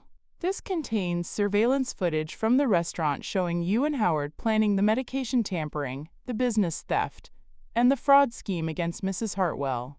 Every conversation you thought was private was recorded in a building she owns. Patricia's lawyer finally succeeded in getting her attention. Patricia, stop talking, now. But the damage was complete. In her desperation to justify her actions, Patricia had confessed to attempted murder, financial fraud, and conspiracy in front of a prosecutor and court reporter. District Attorney Chen closed his notebook and stood up. Ms. Thornfield, based on your statements today, will be adding charges of conspiracy to commit fraud and admission of intent to manipulate prescription medication. Your bond conditions will likely be modified to include additional restrictions. As Patricia was led out of the conference room, she turned back to me one final time. Vivian, you've destroyed my marriage, my family, and my future. I hope you're satisfied with your revenge. I looked at the woman who had tried to kill my son while stealing his life's work, and I felt no satisfaction, only profound sadness for the choices she had made. Patricia, I didn't destroy your family. I protected mine. There's a difference between revenge and justice, and you're about to learn exactly what that difference costs. The confrontation that should have been her opportunity to negotiate for mercy had instead become a complete confession that would ensure maximum penalties for every crime she and Howard had committed. But more importantly, Marcus had been in the courthouse hallway, listening through the open door as his wife confessed to systematically poisoning him while planning to steal everything he had worked for. The woman who thought she was the smartest person in the room had just educated my son about exactly who he had married and exactly who he could trust with his life. The legal consequences came swiftly and comprehensively, like dominoes falling in a carefully arranged pattern. Within 6 weeks of Patricia's courthouse confession, the full scope of justice began unfolding across multiple jurisdictions and institutions. Patricia pled guilty to attempted murder in the second degree, financial fraud, elder abuse, and conspiracy charges. The plea agreement, negotiated to avoid a lengthy trial that would have been devastating for Marcus's recovery, resulted in a sentence of 12 years in state prison with no possibility of parole for 8 years. The court recognizes, Judge Margaret Sullivan said during sentencing, that the defendant's systematic poisoning of her husband using cardiac medication represents one of the most calculated and dangerous forms of domestic abuse we've encountered. The fact that she disguised this attempted murder as loving care makes her actions particularly heinous. Howard received a 10-year federal sentence for interstate fraud, conspiracy, and his role in the medication tampering scheme. His prior employment termination for financial irregularities in Phoenix provided additional evidence of a pattern of financial crimes that convinced the federal judge to impose the maximum penalty under sentencing guidelines. But Derek's fate was the most satisfying. FBI agent Morrison's investigation revealed that he had been operating similar elder fraud schemes across 5 states for over 3 years. The surveillance recordings from my restaurant provided the first direct evidence of his planning and coordination role in these crimes. Derek Thornfield was running what we consider a sophisticated criminal enterprise targeting vulnerable elderly Americans, Agent Morrison told me during one of our follow-up meetings. Your recordings and evidence package allowed us to build a RICO case that dismantled an entire network of family-based financial predators. Derek received 18 years in federal prison and was ordered to pay restitution of over $800,000 to victims across multiple states. The judge specifically noted that his crimes, quote, preyed upon the most fundamental bonds of trust within American families. But the legal consequences extended far beyond criminal penalties. The Tennessee Department of Health launched an investigation into medication management practices at Millbrook General Hospital after learning that Patricia had been able to manipulate Marcus's prescriptions without proper oversight. Dr. Peterson, who had been instrumental in documenting the medication tampering, was promoted to head a new patient protection program designed to identify and prevent medication abuse by family caregivers. Mrs. Hartwell, Dr. Peterson told me during one of Marcus's follow-up appointments, your case has literally changed how we monitor medication compliance for vulnerable patients. We now have protocols specifically designed to detect the kind of systematic tampering Patricia was doing. The Tennessee Department of Human Services also implemented new training programs for social workers and healthcare providers based on the manipulation tactics documented in my surveillance recordings. But the consequences rippled through Millbrook's business community as well. The Millbrook Chamber of Commerce, where Howard had been presenting himself as a successful business consultant, issued a formal statement distancing themselves from his fraudulent credentials and warning other business owners about similar schemes. Howard Thornfield misrepresented his background and expertise to gain credibility within our business community, Chamber President Linda Morrison said in a public statement. We encourage all business owners to verify credentials and be cautious of unsolicited expansion advice, especially from individuals who target family businesses during periods of vulnerability. 3 other Millbrook families came forward after Patricia's arrest, reporting that Howard had approached them with similar investment opportunities involving elderly family members. While none had been victimized to the extent we were, the FBI was able to file additional charges based on these attempted frauds. The financial restitution was comprehensive and immediate. Patricia and Howard's assets were seized and liquidated to pay for Marcus's medical expenses, the cost of the legal proceedings, and damages for the business disruption they had caused. Their house, which they had purchased using money stolen from Marcus's business accounts, was sold at auction. The proceeds went directly into a recovery fund for Marcus's ongoing cardiac treatment and the restoration of his business operations. But the most significant financial consequence was the civil lawsuit that David Brennan filed on our behalf against Patricia and Howard's families for knowingly participating in the fraud scheme. Margaret Thornfield, Patricia's mother, had been aware of their financial difficulties and had helped them research elder care investment strategies that were clearly designed to defraud elderly family members. The civil court held her liable for $150,000 in damages, exactly the amount they had tried to steal from me. Patricia's sister in California, who had provided a false character reference for Howard's supposed business experience, was ordered to pay $75,000 in punitive damages for her role in enabling the fraud. The professional consequences were equally devastating. Patricia lost her certification as a licensed practical nurse, a qualification she had earned years earlier but rarely used. The Tennessee Board of Nursing cited her conviction for medication tampering as grounds for permanent revocation of her license and inclusion on a national database that would prevent her from working in healthcare in any capacity. Howard's fraudulent business credentials were exposed publicly, destroying any possibility of legitimate employment in property management or business consulting.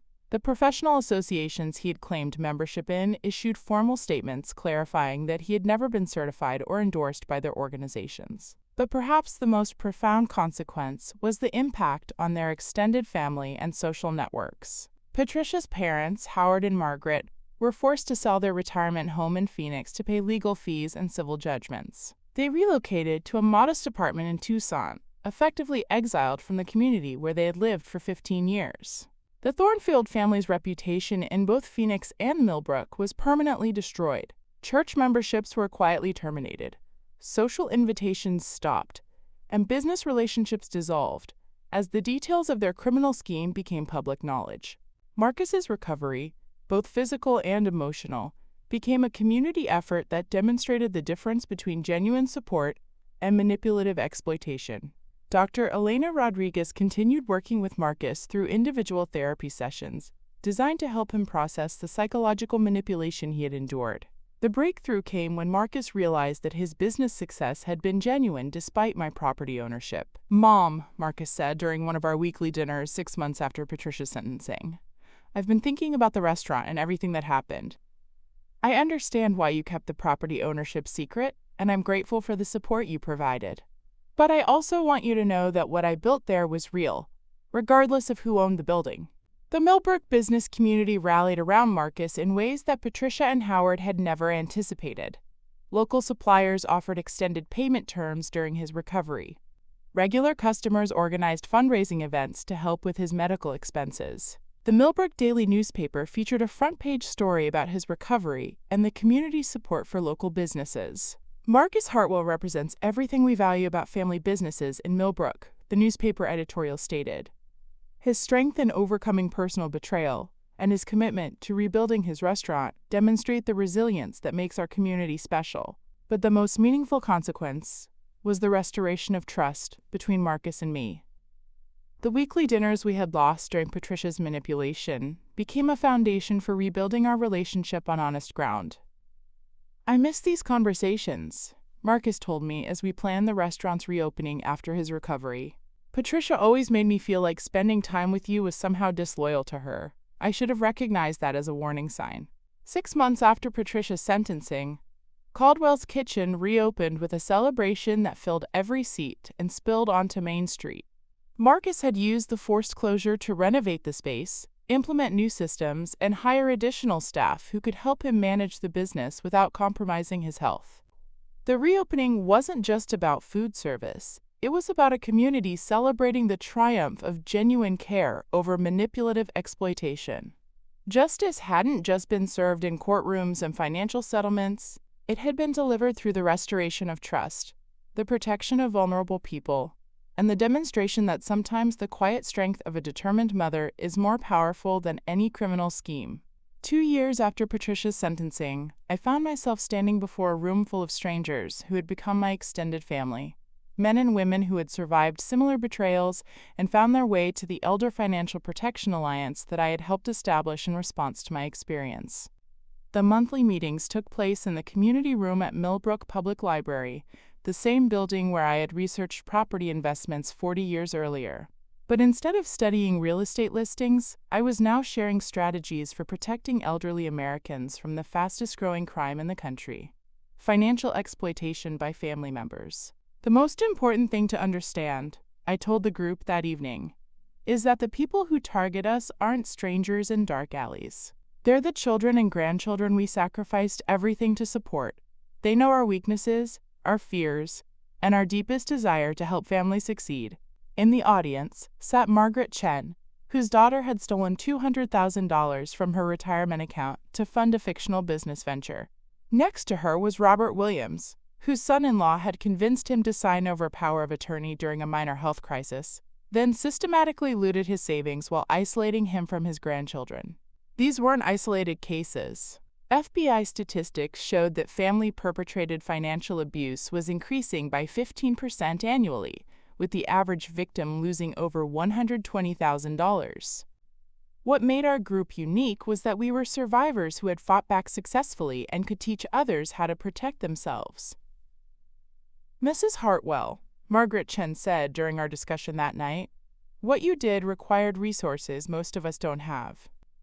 How can someone without property ownership or surveillance systems protect themselves from this kind of manipulation?" It was the question I heard most frequently, and the reason why our alliance had grown from 5 people to over 40 in 18 months. "Margaret, the most powerful resource any of us has is documentation and independent verification," I replied. "You don't need to own commercial property to record conversations on your smartphone. You don't need a law degree to verify business licenses and property records online. You don't need a fortune to hire an independent attorney for a 1-hour consultation before signing any document that transfers financial authority." The Alliance had developed a comprehensive protection protocol that any elderly person could implement regardless of their financial resources. We called it the Trust But Verify system, based on the principle that loving family members shouldn't object to transparency and verification of financial requests. The first component was documentation. Every financial conversation, every request for money or authority, every change in family dynamics got recorded in a daily journal with dates, witnesses, and specific quotes. We provided templates that made this process simple and legally admissible. The second component was independent verification. Before responding to any financial request from family members, participants committed to consulting with at least one independent advisor, an attorney, financial planner, or social worker, who had no relationship with the family member making the request. The third component was network activation. Each participant identified at least 3 trusted individuals outside their immediate family who would be notified immediately if any family member requested power of attorney, access to financial accounts, or changes to estate planning documents. But the most important component was what we called preemptive transparency. Instead of keeping financial resources secret, as I had done, participants were encouraged to openly discuss their assets and estate plans with multiple family members simultaneously, making it impossible for any one person to manipulate information or create false urgency around financial decisions. The mistake I made, I explained to the group, was keeping my property ownership secret to protect my son's independence. That secrecy made me vulnerable to Patricia and Howard's manipulation because they assumed I had limited resources. If they had known I owned commercial property and had sophisticated legal support, they never would have attempted their scheme.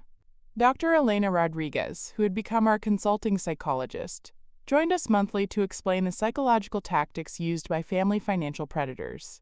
What happened to Vivian's family demonstrates the most sophisticated form of this abuse, Elena explained to the group. The perpetrators didn't just steal money. They used medical manipulation to maintain control over their victim while creating a scenario where the elderly family member appeared to be the problem rather than the solution. Elena's research, based partly on our case, had identified 12 warning signs of family financial abuse that she now taught to healthcare providers, social workers, and law enforcement officers across Tennessee. But our alliance wasn't just about protection. It was about empowerment and community building. Robert Williams had used our protocols to expose his son-in-law's theft and recover $150,000 in stolen retirement funds.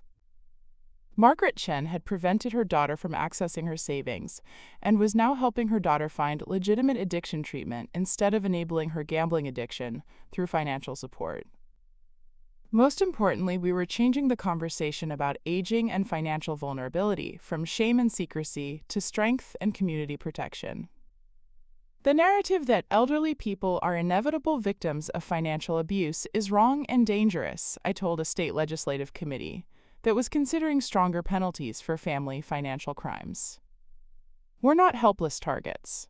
We're experienced, resourceful people who can protect ourselves and each other if we have the right information and support systems. The legislative testimony led to the passage of the Tennessee Elder Financial Protection Act, which required mandatory reporting of suspected family financial abuse by healthcare providers, established emergency procedures for freezing assets when elder abuse was suspected, and created specialized courts for handling complex family financial crimes. But the most personally meaningful development was watching Marcus transform his own experience into a force for community good. Caldwell's Kitchen had become more than just a restaurant. It was a gathering place for our alliance meetings, a training location for healthcare providers learning to identify elder abuse, and a symbol of resilience for families recovering from financial exploitation. Marcus had partnered with the Millbrook Hospital to create a, quote, Safe Families program that provided confidential resources for elderly patients who suspected they were being financially manipulated by family members. The program, funded partly by the restitution payments from Patricia and Howard's assets, offered free legal consultations, independent financial planning advice, and psychological support for families dealing with abuse situations. Mom, Marcus said during one of our weekly dinners, now held every Sunday in the private dining room at his restaurant. I've been thinking about what you said about the most powerful person in your life being the one who quietly protects you. I want you to know that I understand now what you were doing all those years, and I want to learn how to do the same thing for other people. Marcus had enrolled in evening classes to earn a certification in family financial planning, with a specialization in elder financial protection.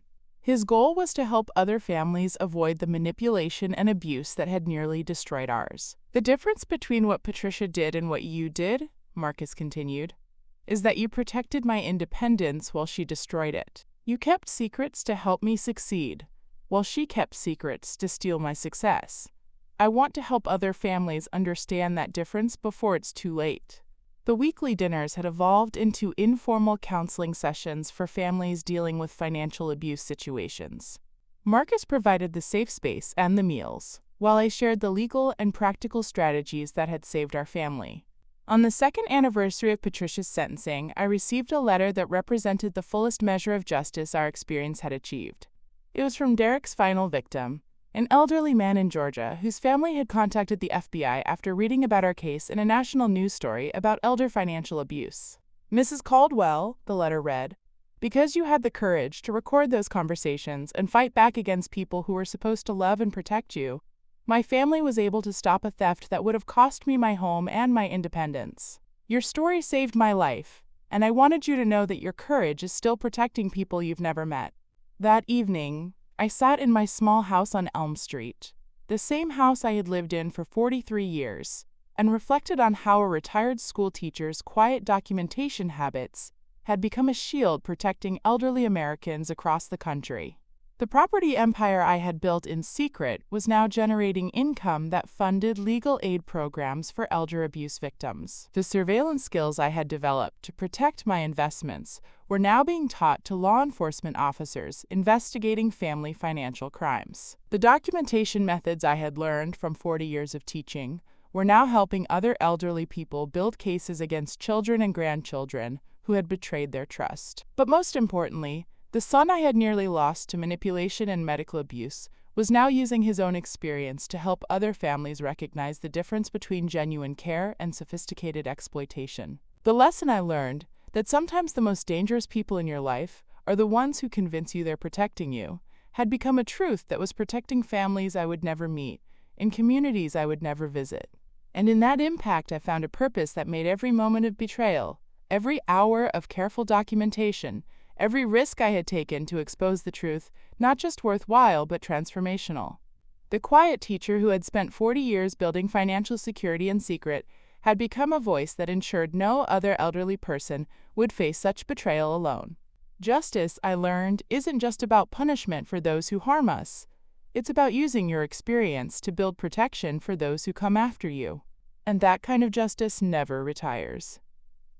Up next, you've got 2 more standout stories right on your screen. If this one hit the mark, you won't want to pass these up. Just click and check them out.